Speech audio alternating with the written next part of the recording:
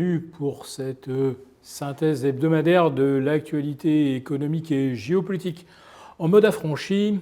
Je salue tous les abonnés de TV Liberté pour cet épisode que je vais intituler « Quand nos élus court-circuitent le pouvoir d'achat et le bien-être des Français ». Alors la semaine dernière, j'en avais déjà un petit peu gros sur la patate contre le régime des retraites, l'allongement de la durée du travail qui se profile, la spoliation des retraités, des indexations des retraites, suppression de l'abattement de 10%, des remboursements de nombreux soins. Bon, de toute façon, c'est sûr que si le gouvernement ne se fait pas les retraités, il va se faire l'ensemble des Français. Oui, il va y parvenir grâce à cette douille monumentale qui est la décarbonation. Rappelons que nous avons l'énergie la plus décarbonée d'Europe et même du monde avec nos centrales nucléaires et notre hydroélectricité. Notre nucléaire a été saboté délibérément par les écolos et par ceux qui tentaient d'obtenir leur voix pour se maintenir au pouvoir. Résultat, on avait des centrales qui produisaient à 50% de leur capacité autour de 2017-2020. Heureusement, on est remonté aujourd'hui à près de 70%. Et déjà, rien qu'avec 70% de production, on est déjà en surplus. Et on veut nous rajouter du décarboné. On a déjà le plus décarboné, mais on veut nous rajouter du renouvelable avec des éoliennes et des panneaux photovoltaïques.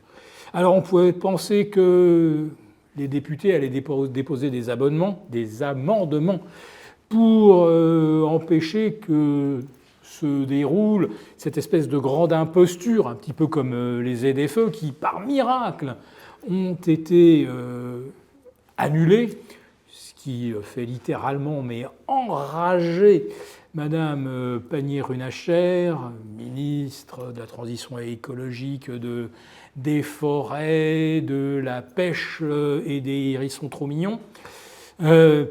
Malheureusement, l'amendement qui retardait l'implantation de nouvelles éoliennes et de photovoltaïques, cet amendement a été rejeté car l'opposition, oui, notre opposition, celle du clan de M. Retailleau, a fait voter cette disposition sous l'impulsion de Mme Pécresse, dont on connaît l'affection très particulière pour les éoliennes. Je n'oserais pas jusqu'à dire que ça vient de son mari qui était monsieur énergie renouvelable dans le groupe Alstom, sachant qu'un autre ponte de droite, M. Jean-François Copé, est l'avocat des lobbies et des grandes sociétés allemandes d'éoliennes. Non, l'amendement a été repoussé et la France va donc s'infliger la construction de nouvelles centaines d'éoliennes terrestres et offshore, et également on va tapisser la France de centaines d'hectares de photovoltaïques pour produire une énergie dont nous n'avons absolument pas besoin, nous sommes déjà en excédent. Alors on va nous dire « Ah oui, mais l'hiver, le photovoltaïque ne produit rien, ça n'a pas changé avant et après le vote. » Et les éoliennes, pareil, l'hiver, en conditions anticycloniques, elles sont littéralement à l'arrêt. Quant aux éoliennes offshore, on en compte déjà maintenant plus d'une centaine au large des côtes de la Baule, et on voudrait renouveler l'exploit au large de La Rochelle ou au large de Calais. Sachez que chaque éolienne perchée sur un mât de 180 ou 200 mètres de haut est stabilisée par un socle de béton qui peut faire 30-40 000 tonnes de béton et d'acier. Allez, on va dire 25 000 tonnes de béton et 5 000 tonnes d'acier posées au fond des mers et qui n'en bougeront plus jamais. je vous laisse imaginer la trace carbone d'un seul de ces piliers. Et la maintenance est extrêmement coûteuse, et à tel point d'ailleurs que dans la mer Baltique, où il y a d'énormes champs d'éoliennes, eh bien, quand il y en a une qui tombe en panne, eh bien, tout simplement, on l'abandonne. Et personne ne vient la démonter, parce que c'est un coût, et personne ne veut évidemment assumer ce genre de coût. Et puis alors, ne parlons pas du coût du kilowatt, puisque là, on devrait avoir, théoriquement avec du nucléaire, une électricité qui devrait être autour de 60 € le mégawatt. On va ressortir bientôt à 240, voire 230, c'est-à-dire 4 fois le prix qui devrait être celui que l'on paye avec du nucléaire. Et donc ce surcoût pour une énergie dont, je le répète, nous n'avons pas besoin.